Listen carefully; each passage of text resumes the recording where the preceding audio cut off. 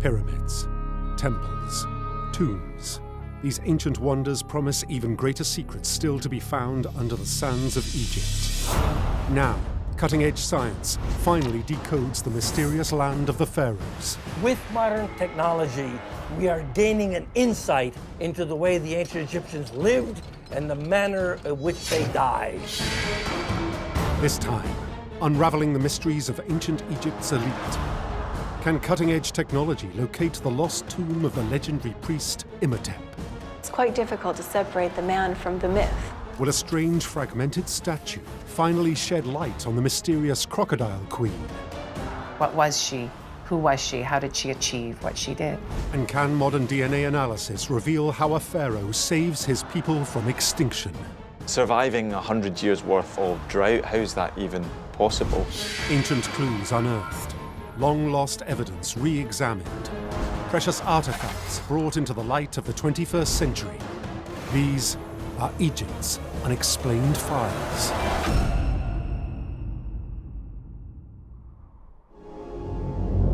For over 3,000 years, an all-powerful elite rules over ancient Egypt. These pharaohs, queens, and priests are worshipped by the people as almighty gods. To truly comprehend this civilization, we must understand its rulers, and there is still much to be discovered. Imhotep, the famous ancient Egyptian priest, has eluded experts for centuries. The location of the tomb of Imhotep is perhaps one of Egyptology's biggest mysteries. It's quite difficult to separate the man from the myth. Now, can archaeologists using new technology finally make a breakthrough? Cutting-edge science may have found something very exciting. 170 different pharaohs rule over ancient Egypt. Yet surprisingly, one of the most revered elites never sits on the throne. The mighty priest, Imhotep. Imhotep is massively famous. In the modern world, he pops up as a character in popular culture. In the mummy movies, he's the ultimate villain. Despite his Hollywood infamy, Egyptologists know little about the real man. And what they do know is largely based on myth. Legend even has it that Imhotep started off as a priest. He's credited with being the designer of the first step pyramid, a healer, developing the calendar. Hieroglyphs in temples are the only concrete evidence that experts have to go on, and they seem to suggest that Imhotep is worshipped as a god. Reliefs and texts talk about the god Imhotep, the god Imhotep. So we know he's someone very important, and entire temples are built in his honor, especially at the site of Saqqara. Yet details of Imhotep's life are nowhere to be found. Over the course of 4,000 years, the real man behind the legend is lost. If Imhotep is to be found anywhere, it's at Saqqara, where he's believed to have built the Step Pyramid. And it's here, in the 1920s, that first evidence emerges. A British archaeologist called Cecil Firth is excavating buildings around the Step Pyramid, and he uncovers the base of a statue of Djoser. Very unusually, for such a monument, it mentions the name of a non-royal person, and that is Imhotep. This is showing him to have been a very high-ranking individual, high priest of the sun god Ra, chancellor of the king, and powerful and important enough to have had his name inscribed on a statue of the king. The statue base makes archaeologists realize that the divine Imhotep is actually also an historical person. Archaeologists hope to find Imhotep's tomb because they believe it could provide an invaluable insight into ancient Egyptian medical practices. Imhotep is a man of writing and scholarship, connected with medicine and healing. But there's a problem. What's strange is that nowadays we do not know for sure where he was buried. We assume it was somewhere at Saqqara, the site he's associated with, but otherwise it's a mystery. For decades, Egyptologists scour the ancient cemetery at Saqqara. British archaeologist Walter Bryan Emery becomes obsessed with finding Imhotep and makes it his life's work to solve the mystery. he referred to it as the quest for Imhotep and committed to it in his scientific reports. He was looking for this tomb in particular. Emery goes out to Saqqara, and in 1964, his team uncovers mysterious clues buried beneath the sand. He also discovers a number of strange models of body parts. At first, Emery is puzzled by the macabre objects. But when he examines them closely, he makes an exciting connection to Imhotep. These aren't parts of statues, but they're donated by pilgrims hoping for healing of ears or eyes or arms. Because Imhotep is a god of healing, Emery then thinks, oh, hang on a minute, this may be his tomb. When Emery begins to dig into the sand beneath the models, what he uncovers defies belief. Emery finds the beginning of a labyrinth of catacombs. A vast underground network of tunnels filled to the brim with different animal mummies. Room after room after room of sacred animals. Baboons, cats, falcons, bulls. Put in these galleries as offerings to the gods. Among thousands of animal mummies, Emery finds a vital clue in the hunt for Imhotep. Hundreds of pots containing sacred mummified ibis birds. And this is a smoking gun for Emery, because Imhotep is known to have the title Chief One of the Ibis. Emery's team excavate this ibis shaft. He finds another clue. He finds a box which is inscribed with the name Imhotep the Great. Emery believes he's hit the jackpot. This inscription is a really important clue that implies that Imhotep's tomb could be nearby. Emery must be thinking he's getting close. Yet 7 years pass, and Emery finds nothing more. Then tragedy strikes. Emery suffers a stroke. He's found collapsed in the dig house at Saqqara. He's taken to hospital in Cairo nearby, and a few days later, he dies, never having found the tomb that he spent the last few years of his life looking for. In 2007, an international team of archaeologists picks up the trail in the hunt for Imhotep's tomb. This time, they take an entirely different approach. They apply revolutionary, ground-penetrating radar to the entire desert and create a map of everything unseen below the sand. On the geophysical plan, we can see up to 5 meters into the surface of the ground. What they find is astonishing. We discover 2 very large structures. One 90 meters in length, one next door 70 meters in length. To experts, this can only mean one thing. And the size and position of these features in the map indicate strongly they're tombs. Researchers realize the large size of these tombs means they are important burials. And when they date the tombs, an extraordinary connection to Imhotep materializes. They may belong to the 3rd dynasty when he lived. Could these be the evidence that we are looking for of the tomb of Imhotep? Experts are hopeful, but there's still a long way to go. Only once they get permission to dig can they identify the tombs. We still don't have that clinching evidence that allows us to say this is where he was buried, this is his tomb. Only active digging would show if they do belong to Imhotep. This cutting-edge technology takes us closer to finding Imhotep than ever before. But until we dig beneath the sands of Saqqara, the precise location of his tomb remains a mystery.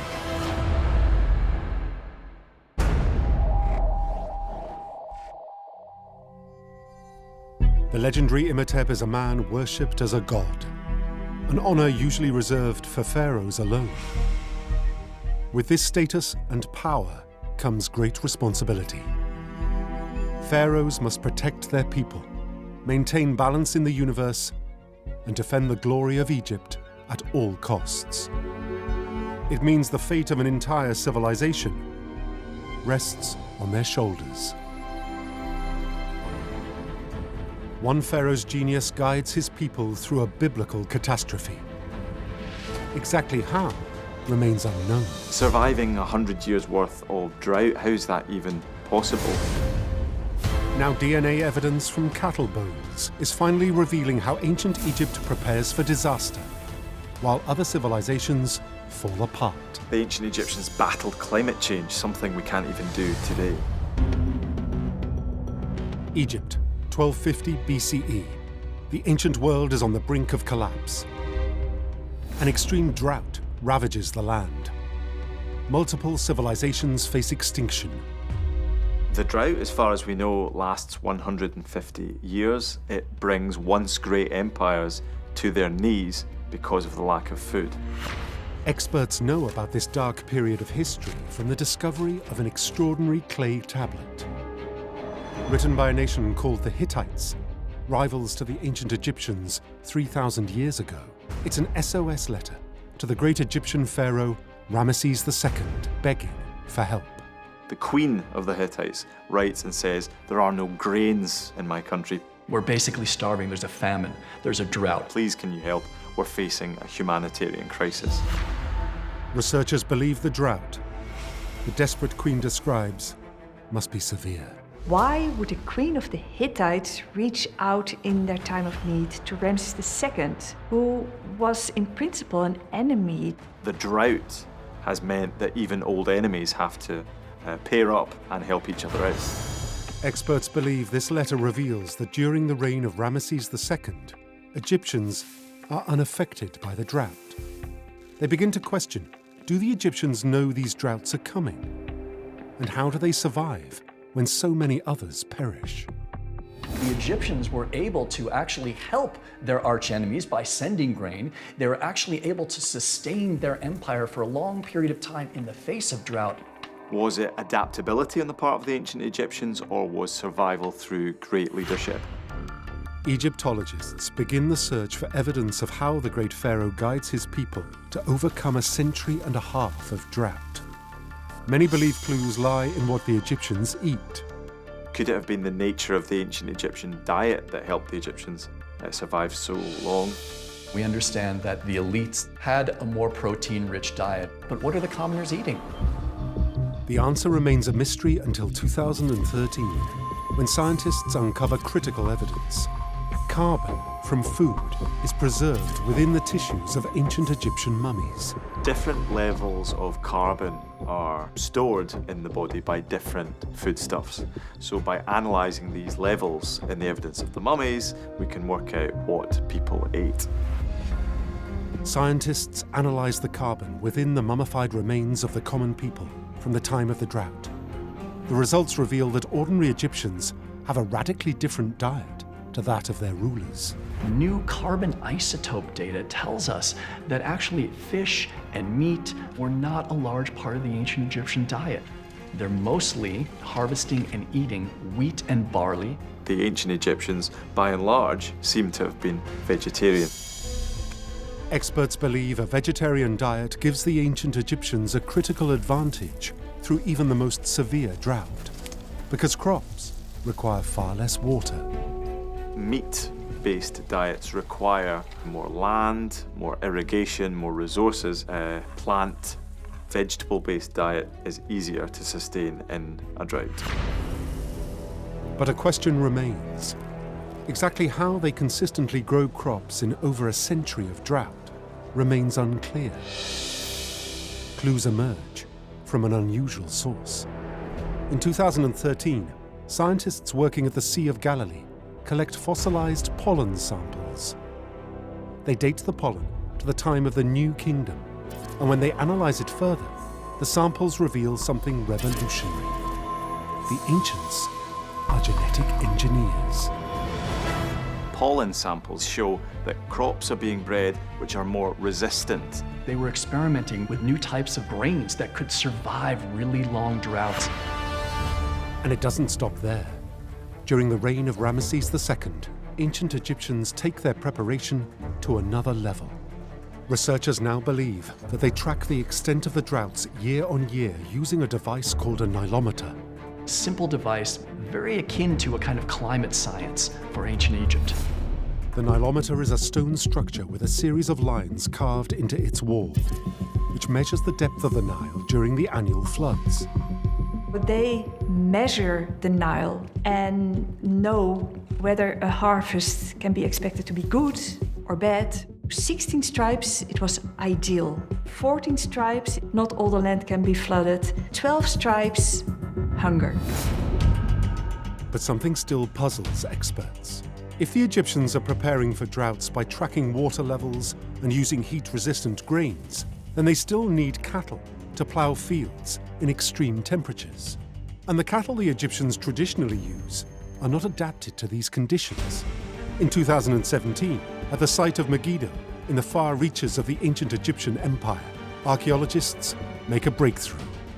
At the site of Megiddo, archaeologists find evidence of cattle bones. To shed light on the precise breed of cattle the ancients use, scientists sequence DNA from the 3,000-year-old bones. The results reveal something astonishing. They were breeding cattle that could basically survive a drought. The cattle are not a pure domestic breed, but a crossbreed with a cow called a zebu that have evolved to tolerate extreme heat. If you are preparing for a drought, you will want to breed in more of the arid living cattle DNA into your common stock. And this is exactly what the Egyptians were doing. It's one of the first really great examples of kind of biogenetic engineering. To experts, it's now clear how the ancient Egyptians survived the drought, while civilizations around them fall apart. And Egyptologists have an explanation for the Hittite queen's SOS letter to the great Egyptian pharaoh Ramesses II. She's asking for help from the only civilization that has mastered their environment. The ancient Egyptians' preparation in the face of a widespread drought allowed the Egyptian empire to continue well beyond many of these other societies and civilizations. The Egyptians conquer the drought for over a century, but the extreme conditions intensify. Eventually, they become too severe for any civilization to survive. It wasn't enough. Ultimately, the new kingdom falls. Yet it's their resilience in the face of disaster that endures. The New Kingdom is still thought of as a great golden age of Egyptian history. The Egyptians' response can teach us lessons. Climate change can have a huge impact on civilization and society, but we can prepare for it.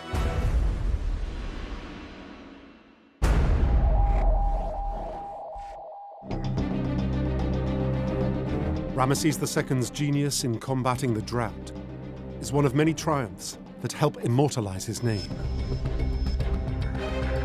But not all of Egypt's elite are able to secure their everlasting place in the history books. And for some, the path to power is tougher than most. Out of 170 ancient Egyptian rulers, only 4 are women.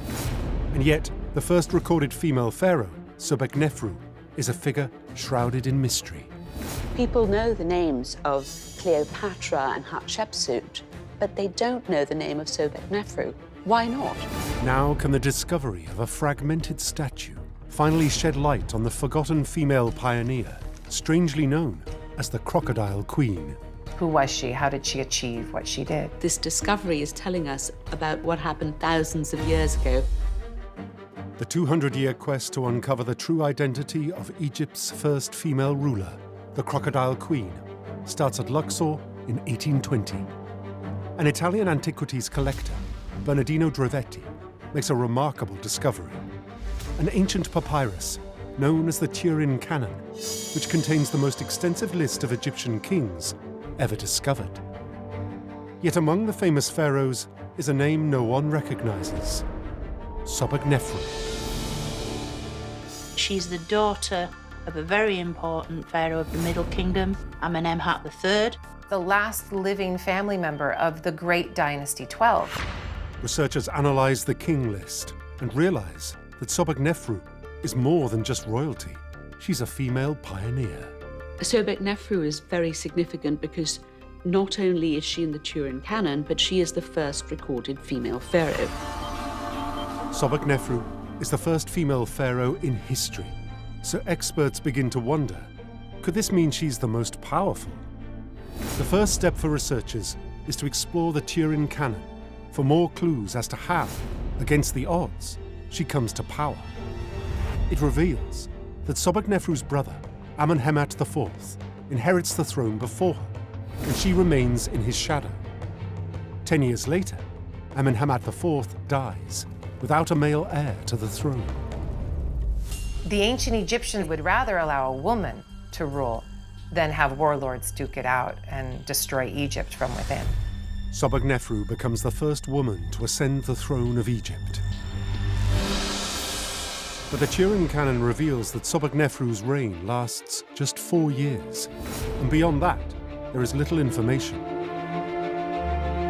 Egyptologists have long known that some pharaohs adopt new names under which they rule. So they turn to analysing her name for clues as to what kind of pharaoh she is. Sobekneferu's name is very unusual. Sobek is the crocodile god, and Nefru means beautiful, so she is the beauty of the crocodile god. But why would Sobekneferu rename herself after the crocodile god? Experts believe it could be a strategic move. In ancient Egypt, crocodiles are greatly revered. They're big, they're strong, they're fierce. So Sobekneferu may well want to be named after the crocodile god because it really does give an aura of power and of might. Her strategy not only pays off, it leaves a lasting legacy. After Sobekneferu's death, the next dynasty starts up.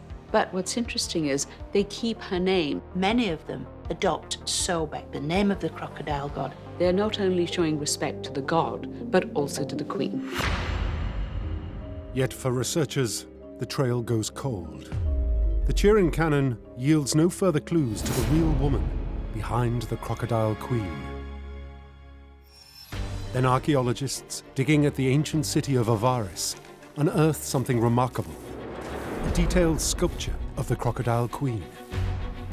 And experts notice something unusual about her depiction.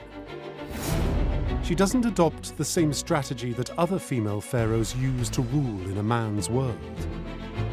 The later female pharaohs, they're shown flat-chested, almost as pseudo-men. Hatshepsut, who reigned much later than Sobekneferu, turned into showing herself as a man. But the crocodile queen looks very different from her successors. She's dressed as a woman. She has a dress with straps that go over her breasts. She has a trim waist, full hips. She doesn't morph into a male-looking pharaoh. This groundbreaking find reveals that far from hiding her gender, this female pharaoh flaunts it.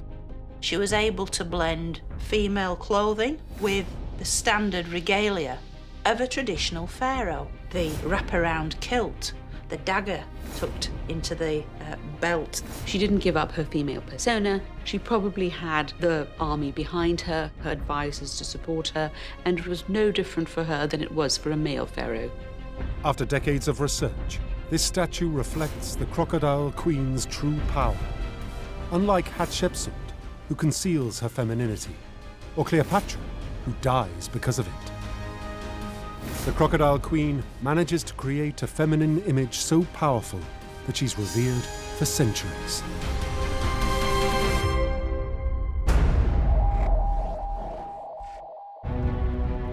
All female pharaohs fight to rule in a society dominated by men.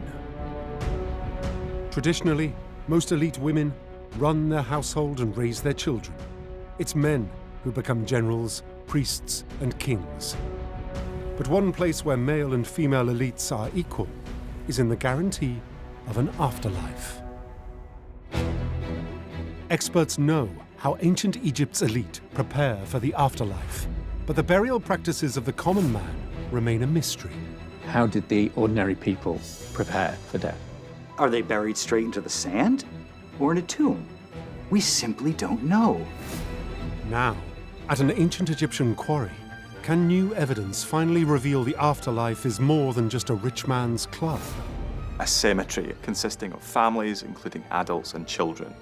The items buried beneath the sand tell us an entirely different story. Nearly all mummies belong to the ancient Egyptian elite. What most people don't realize when they see Egyptian mummies is that, for the most part, those people are the wealthy, the rich people. It means almost everything we know about death and the preparations for the afterlife comes from the tombs of the elite. And this poses a significant problem. Because it was the elite that could afford good mummification, we have a much better understanding of them than we do of the ordinary people. Experts are puzzled. In a society of millions obsessed with preparing for death, why are the remains of ordinary Egyptians nowhere to be found? For most of ancient Egyptian times, the population fluctuated between 1 and 2 million people, which begs the question, what happened to the millions of other, less wealthy, poor people? How did these ordinary people prepare for their death? The search for answers triggers a century-long quest to find the graves of Egypt's common man and uncover their secret burial practices. Researchers' first step is to analyze the Egyptians' belief in the afterlife for clues as to how poor working Egyptians are buried. In the first place, the afterlife was like an exclusive club for Egyptian royalty only. The status that you occupied in society was reflected in the position in which you were buried. Experts believe that the working poor simply didn't have the means to be buried in a way which gives them access to the afterlife. Do they have simple tombs? Are they pit tombs? Are they mass burials? We tend to think everyone is equal in death, but this is not the case. The graves of the working poor remain a mystery, but Egyptologists do have a few examples of non-elite burials to study. In the early 1900s, at Deir el-Medina, a perfectly preserved village near the Valley of the Kings, archaeologists find something extraordinary, a series of tombs dating to the New Kingdom. When they go inside, they find elaborate cave paintings, valuable grave goods, but the chambers are small. For experts, the modest size of these tombs means only one thing. This is not a burial site of the elite. These small tombs tell us that the owners are fine artisans that produced the tombs of the royals. It's clear these are not burials of ordinary workers. But Egyptologists analyzing the tombs believe they reveal something critical. Over time, the afterlife seems to have become less exclusive.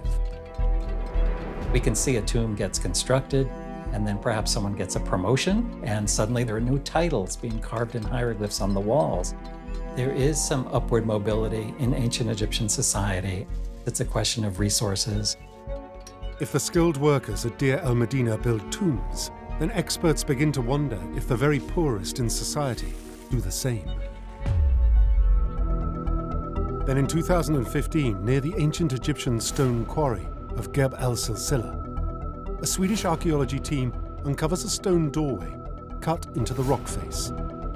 As they excavate the entrance, they find something entirely unexpected. They discover a complex series of tombs consisting of over 40 chambers. The tombs are modest. They're cut very simply. The decorations are not ornate.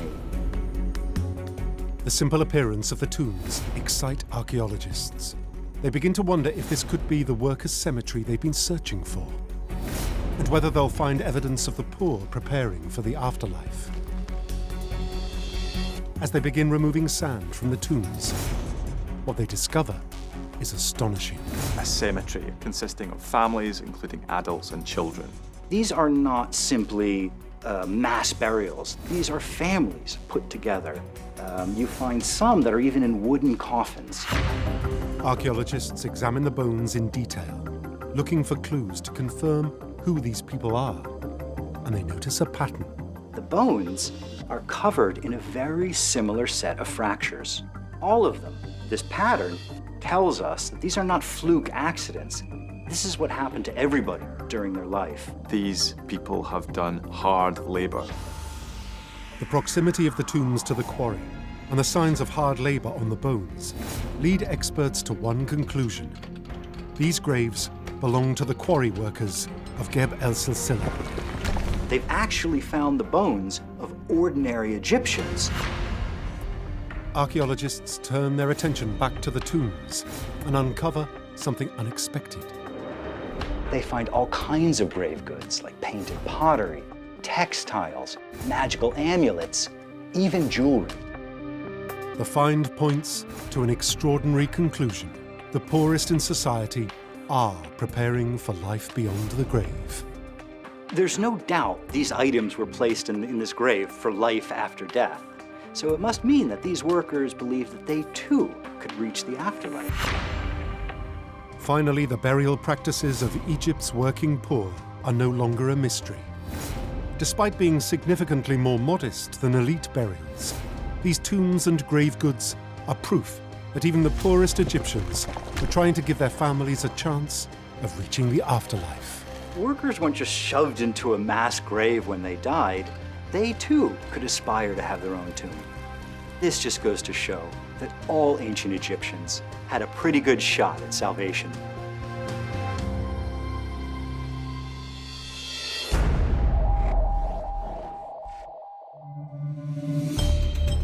Access to the afterlife is in the hands of the ancient Egyptian gods.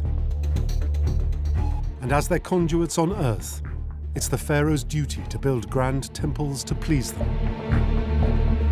Over thousands of years, they build temples along the Nile, at sites like Edfu, Aswan, and Thebes. But one sacred place becomes more important than any single temple, and now holds clues to how the pharaohs honor and communicate with the gods. Karnak, one of the largest religious sites in the world. But few visitors realize that 3/4 of its temples lie in ruins. Every time I go there, I'm speechless. It's 200 acres of rubble. Spiritual events that take place in these temples for over 2,000 years remain a mystery. Now, one archaeologist is on a mission to digitally reconstruct Karnak and finally understand the mysteries hidden deep in the heart of ancient Egyptian culture. What was the purpose of all these buildings? Around 2000 BCE, mighty pharaoh Senusret I orders the laying of the first stone at Karnak to build a temple devoted to the god Amun. But it doesn't stop there. Every pharaoh after him adds to the site. The Temple of Karnak grew up over a millennium, and there was no boundaries set out in the very beginning. Every pharaoh wanted to curry favor of the gods, and so building a monument in Karnak ingratiated them with the deities to whom the temples were dedicated. Around 130 pharaohs later, after 1,500 years of worship, Karnak becomes the largest religious site in the ancient world. Karnak is a magical place. The ancient Egyptians called it Ipitsut, the most select of places. And experts believe Karnak's temples could hold clues to how the pharaohs change religious beliefs over time. Karnak was the religious center of Egypt. It's a witness to how people feel religion, how they do religion. Thousands of years since its construction, large parts of Karnak now lie in ruins, which poses a problem for experts trying to study its religious past. When Professor Willeke Vendrick from UCLA visits Karnak for the first time, she's puzzled. I visited Karnak and I got so confused. You see an enormous field of stone rubble with huge walls sticking out. A lot of it is still very unclear. This experience sparks a lifelong quest for Vendrick to make sense of Karnak's ruins and uncover how pharaohs changed the religious practices within its walls. She begins by studying Karnak's most spectacular building, the hypostyle hall. Covered in hundreds of religious scenes, it's the largest and most richly decorated hall in Egypt. You have this enormous complex that is the heart of the religious life of ancient Egypt. Vendrick can see from the hypostyle hall's hieroglyphs that it dates to the New Kingdom and the reign of Seti I. And what's clear from the number of diverse hieroglyphs is that the hall has been added to by countless pharaohs, resulting in a vast, sprawling structure. It is this massive forest of 132 pillars. It is immense. Yet a crucial part of the building once lay in ruins. In 1899, French archaeologist Georges Legrain begins the gargantuan task of rebuilding 11 of its collapsed pillars. The reconstruction is really focused on this area of the temples because it's so awe-inspiring. Legrain's team have to meticulously relay the foundations for each pillar and rebuild them piece by piece. It's a painstaking process that takes years to complete. Now at last, Egyptologists like Vendrick can study the hall in more detail and unlock its spiritual significance. The hypostyle hall represents the cosmos. You have the earth, you have the sky, and then you have the papyrus thicket in between. The columns are built by Seti I to mimic papyrus reeds and represent the primeval swamp from which the Egyptian world is said to have been born. Experts believe this hall is the pharaoh's tribute to the Egyptian gods who created the universe. If you were an Egyptian visiting Karnak and just looking at that, words would not explain the awe. In her quest to uncover more of Karnak's religious secrets, Vendrick runs into a fundamental problem. Some of Karnak's temples have been removed from history by subsequent pharaohs. It was extremely political, this building. Sometimes they took entire sections away to erase the memory of a particular pharaoh. In the 1920s, archaeologists rebuilding a wall at Karnak noticed something strange. It contains hundreds of red granite blocks. On each stone are mysterious hieroglyphs. Translations of the writings reveal something astonishing. The blocks do not belong in this wall at all. They are part of a chapel built by 18th dynasty pharaoh Hatshepsut. Sometimes monuments are dismantled because a pharaoh like Hatshepsut would fall out of favor. Having studied Karnak for decades, Vendrick realizes that to fully uncover its religious past, it's not enough to reconstruct small sections with bricks and mortar. So in 2007, she applies cutting-edge digital techniques to bring the whole of Karnak to life, virtually. It's based on excavations, on things we know, things we can measure. What we try to do with this model is make something that represents our state of knowledge.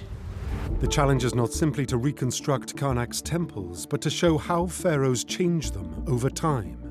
We can trace what happened to all those different buildings. We have created a time slider where you can slide through the development of Karnak. Using this 3D model, Vendrick can see how pharaohs begin to worship different gods at Karnak. It enables us to see that there are changes in religion, and even though this is a temple to Amun-Ra, through time the god Osiris, who is the god of the underworld, has his own buildings in Karnak and becomes more and more important. This is just the beginning, and creating a full picture of Karnak's religious past won't be easy. Now this digital model is revolutionizing how experts study Karnak's temples to finally shed more light on the religious beliefs of the pharaohs.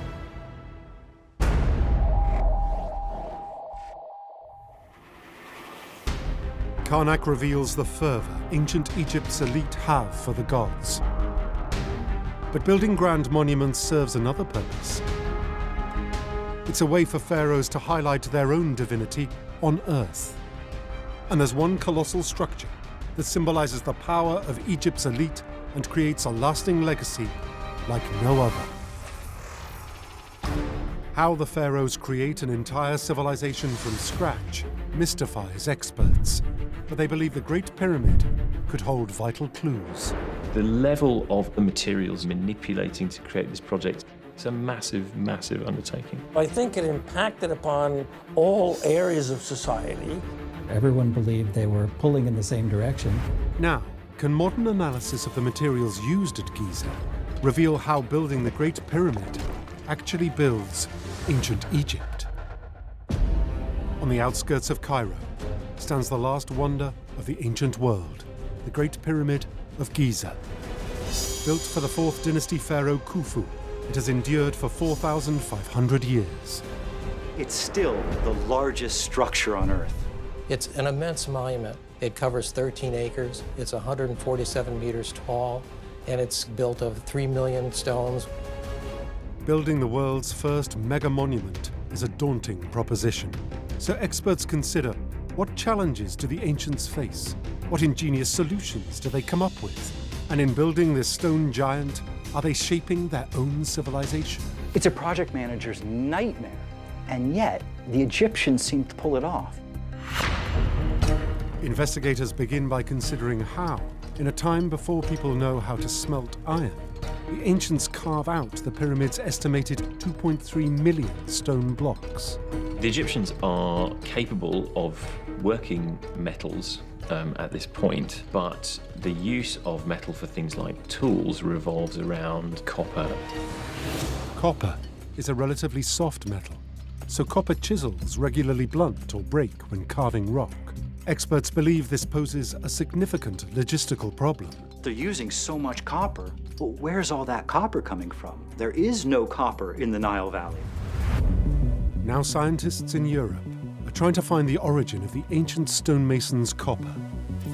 Using isotope analysis on copper artifacts, they get a match and pinpoint a potential supply hundreds of miles from the Great Pyramid at Giza, across the Red Sea, in the land of Sinai. The copper is actually on the Sinai Peninsula, so they would send all their miners there and import all that copper back into the empire. This kickstarts a mining enterprise that not only supplies tools to build Pharaoh Khufu's Great Pyramid, but also the tombs in the Valley of the Kings centuries later. By demanding elaborate monuments, Egypt's elite, perhaps inadvertently, spark a form of industrialization that allows this growing society to flourish. Experts begin to think, do the Great Pyramid's other building problems spark different technological advances? Investigators consider the problem the Egyptians face in transporting huge quantities of stone from quarries hundreds of miles from the pyramids.